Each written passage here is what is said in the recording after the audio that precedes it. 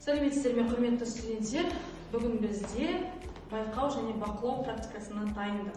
Яғни, байқау және бақылау практикасына дайындық практикасындағы тіл мәдениеті сабағы. Тіл мәдениеті сабағындағы кішігірім фрагментті көрсетпекшімін. Яғни, білім жедел сатысы қате қолданыстарды анықтау. Түсінікті ғой? Жақсы, олай болатын болса, іске кірісейік. 10 қабат берілген. Біз бірінші қабатындамыз. Құрметті ойынға қатысушылар, әр қабатта сұрақтар берілген. Осы сұрақтарға жауап бере отырып, жедел саты арқылы келесі қабатқа шығасыз. Сәттілік. Жедел саты дегеніміз не? Лифт. Дыбысталуынан қандай қате байқадыңыз? Тыңдаймыз.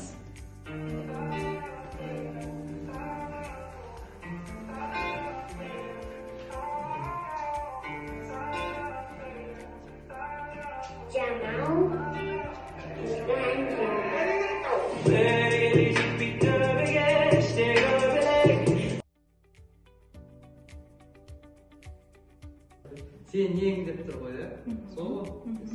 Яғни проблема неде бұл жерде? Бұл жерде N мен ң әріпінің орнын ауыстырып. N емес? Н мен ң әріпінің орнын алмастырып айтыпты.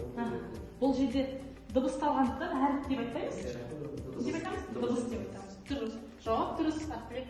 Н мен ңді ажарда алмау. Яғни, сырын кім білет, сенен басқа болу керек, бірақ сырын кім білет, сенен басқа. Неде? Түсінікті ғой. Жақсы. Келесі, үшінші қабаттағы сұрақ. Әндегі қай сөздің құрылымы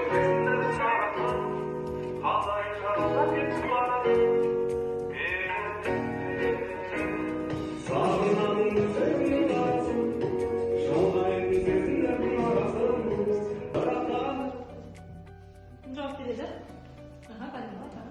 Адам дене мүшелеріне байланысты көптік жалғау көздерінің деп.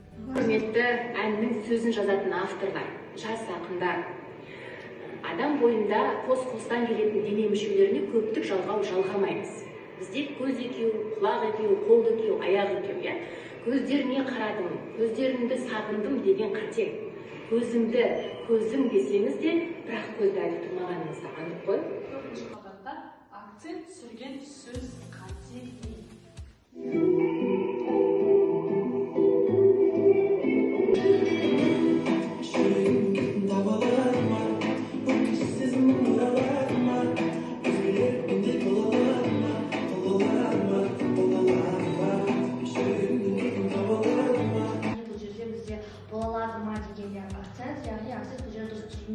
Негізі дұрысы бола ма деген. Жақсы. Қазақ грамматикасында А, Е, И жұрнақты көсемшесі арқылы жасалған, ауыспалы шақтағы етістікке ма, ме, сұраулық демеулігі Д, Д жақтық көрсеткіштерін түсіріп тастап айту, жазу норма. Келесі сұрақ. Кез келген, алдын ала тіркестелген. Декес қойып айтасың. Декес қоймайды. Ата-ана деген сияқты қос сөз емес қой ол. Алдын алу, яғни профилактика, алдын алу, бір нәрсенің алдын алу. Яғни қос сөз емес, тіркесті сөз. Келесі. Сүт пен шай, туған күніңізбен, мерекеңізбен, жаңа жылыңызбен. Деген калька аудармасы, яғни сүт пен шай деген бұл чай с молоком деген калька аудармасы ғой. Оның орда сүтті шай деген қолданылсын ба? Шай деп айтқан керісі. Жақсы, рахмет көп. Келесі, 7-ші қабатта сұрақ. Беш бар бақ. Кім айтады? Бұл бізге сыртқы көзқарастан енген сөз деп есептелінеді. Өйткені осы бешбармақ сөзінің орнына біз ет асу, ет тарту деген аударма дұрыс болады.